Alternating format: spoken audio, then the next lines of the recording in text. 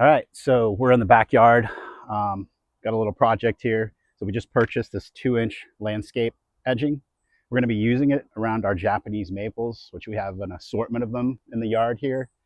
Our yard kind of is at a slant, as you can see here. So to mulch these, when it rains, it runs the mulch down the hill. We're always trying to keep it in place. So we are going to put this around each of our maples.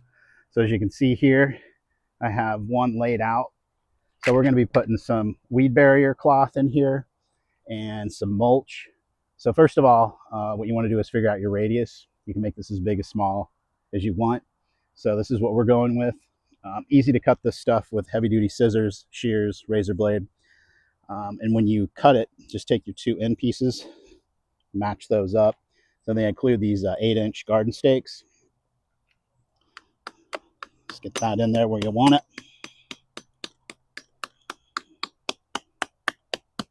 So you can see we have some roots here too. So this helps kind of avoid the roots, so you can strategically place those garden stakes where you need to and hold a really nice circle here. So yeah, this is going to be nice. Looking forward to getting this project done.